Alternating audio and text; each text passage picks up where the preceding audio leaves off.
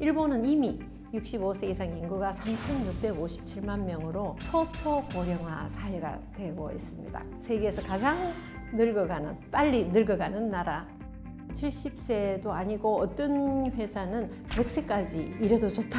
그래서 시니어들이 이런 일을 하면서 60%가 일에 대해서 만족하고 행복감을 느끼고 있다고 얘기해요. 만약에 이제 남편이 65세 정년퇴직하고 그 다음에 부인이 전업주부일 경우에는 그 두 사람 연금 합한 금액이 월 200만 원? 200만 원이면 생각보다는 조금 작은 것 같습니다. 그 연금 충분하지 않기 때문에 그래서 일본인들이 나이 많은 분들이 실제로 일하는 분들이 많습니다. 네, 안녕하세요. 저는 일본 이바라키 그리스도교 대학 경영학부 교수 신미화라고 합니다.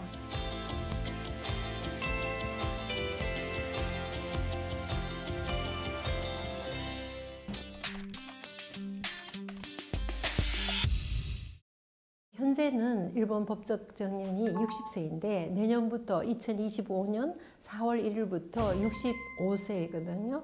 근데 정부에서 70세를 노력 의무, 그러니까 각 기업에다가 될 수 있는 대로 70세까지 고용을 하라고 이렇게 지시가 나와 있습니다. 그래서 실제로 많은 기업들이 지금 시니어들이 일을 할 수 있는 모든 시스템을 정비도 하고, 제가 쭉 조사를 해보니까 70세도 아니고 어떤 회사는 100세까지 일해도 좋다 그렇게 하는 곳도 몇 군데 있더라고요.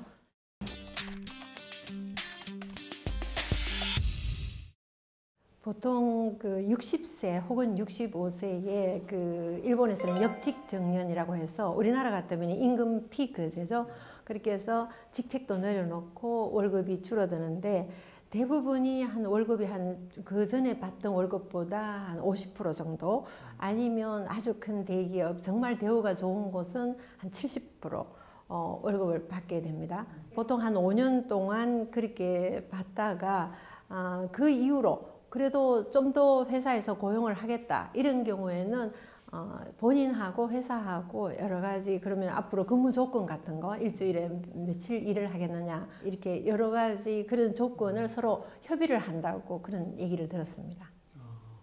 50% 정도면 그래도 뭐 받아들여, 네. 그 정도라도 일을 하는 게 더 낫다고 생각할 테니까요. 정년 은퇴하고 인터뷰를 한 분들 얘기 들어보면 그래도 50% 차라리 받고 지금까지 일하던 회사에서 익숙하니까 그대로 있는 게 낫다고 그렇게 말씀들을 하시더라고요.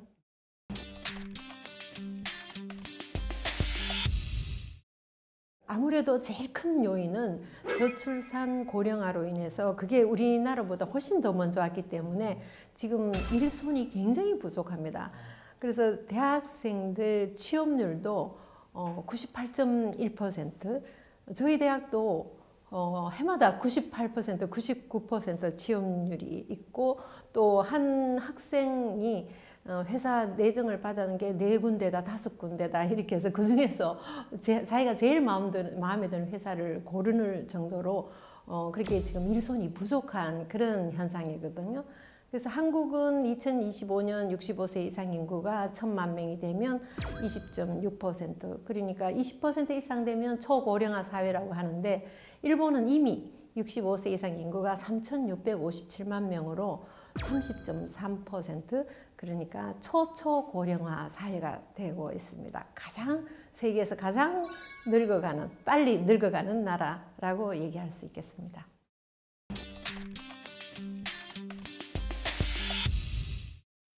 네, 65세부터 받을 수 있는데 나는 60세부터 받겠다 그러면 이제 조금 적게 받을 수 있는 거고, 그 다음에 또 70세부터 받겠다 하면 조금 더 높이 받을 수 있는 건데, 총 수급자 수가 굉장히 많습니다. 4,023만 명. 이게 보니까 한국은 1988년에 도입을 했는데 그때는 아마 우리가 한창 경제 성장을 해야 되니까 연금 도입 시기가 굉장히 늦었죠. 그래서 도시 근로자를 대상으로 했는데 이게 전 국민을 대상으로 확대된 것은 한국은 1999년이라고 해요.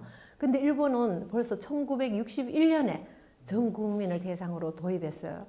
일본에는 그 2층 구조로 되어 있습니다. 1층은 국민연금으로 되어 있고 2층은 그 후생연금으로 되어 있는데, 국민연금은 누구나 다 이렇게 가입하는 거고, 자영업자든 프리랜서든 주부든 다 가입하는 거고, 후생연금은 직장 다니는 분들, 공무원들이 받는 거죠. 그렇게 해서 만약에 이제 남편이 그 직장 다니고 정년퇴직, 65세 정년퇴직하고 그다음에 부인이 전업주부일 경우에는 그 두 사람 연금 합한 금액이 대충 한국 그 원으로 한 200만 원, 월 200만 원 정도 됩니다. 일본은 우리나라보다 훨씬 연금이 더 많이 이렇게 쌓여 있을 거라고 각 가정별로 상상을 했는데 예.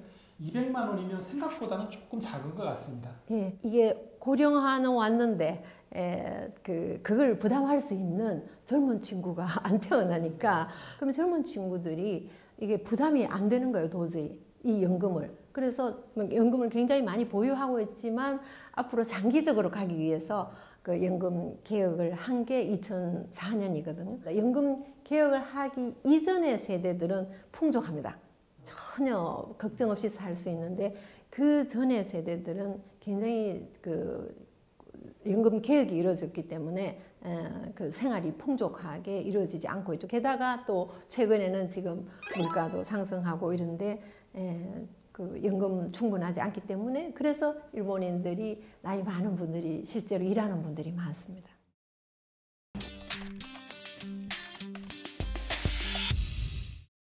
네, 한국 국민연금하고 조금 그 차이가 있는 게, 직장 다니시는 분들 그 연금 보험료율이 한국은 지금 9%이지만 일본은 18.3%로 굉장히 높습니다. 이게 2004년 고이즈미 총리 때 개혁을 했는데, 처음에는 반대가 심했는데 사회적인 합의를 이끌어서 개혁을 했고 18점 몇 %요? 18.3%. 상당히 높네요. 상당히 높습니다. 연봉 1억 정도 되면 각종 그런 보험료라든지 세금을 다 떼고 실제로 자기가 수령받는 금액은 7천만 원 약간 그 이하 정도 됩니다. 그 리크루트 워크스 연구소에 근무하는 사카모토 씨라는 분이 있는데, 이분이 책을 하나 냈어요. 문고판으로 작은 책인데 4,000명 시니어를 대상으로 실태 조사를 분석한 내용이거든요. 60세에서 80세 정년 후의 사람들의 그 일에 대한 실태를 조사를 했거든요. 근데 이런 책이 일본에서 베스트셀러가 되는 경우는 특이한데, 그만큼 사람들의 관심이 컸는지 저도 놀랐어요. 10만 부가 팔렸거든요. 그만큼 사람들이 정년퇴직한 분들이 관심이 크다는 얘기거든요.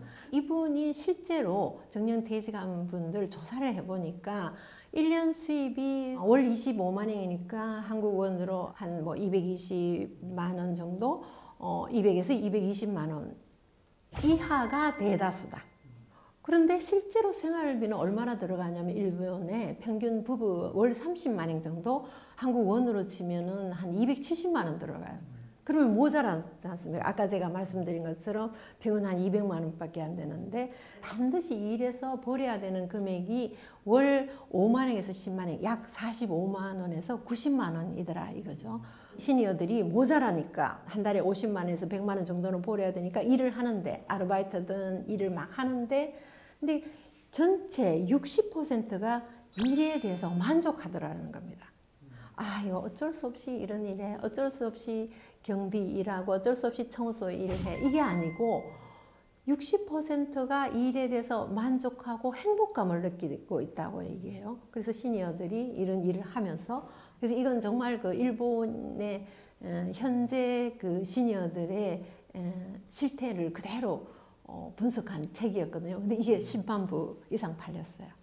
그렇게 모자란다 그러면은 어때요? 일본의 시니어가 되기 전에 노후 준비를 위해서 그러면 각자 개인적으로 연금을 많이 이렇게 좀 넣어놓는 편인가요? 그렇지 않습니다. 일본 버블 경제가 깨진 게 1991년부터거든요. 그래서 잃어버린 30년이라고 하지 않습니까? 그러다 보니까 사람들이 뭐 이거를 아파트를 다시 또 다른 큰 아파트로 옮겨서 뭐 재테크를 한다든지 이런 게 없었기 때문에 자기가 받은 월급으로만 생활을 해야 되는데, 이게 뭐 애들 자녀들 교육비라든지 뭐 이렇게 하다 보니까 굉장히 빠듯하게 살아가야 한다. 일본인들도 지금 막상 정년이 되니까 연금 이거 가지고 너무 부족해. 내가 이것밖에 안 나온단 말이야. 이런 게 뉴스에 상당히 많이 나옵니다. 깜짝 놀라는 분들이 이거 가지고는 생활이 안 되니까 그냥 함께 일을 하자. 이렇게 해서 같이 일하는 분들이 상당히 많습니다.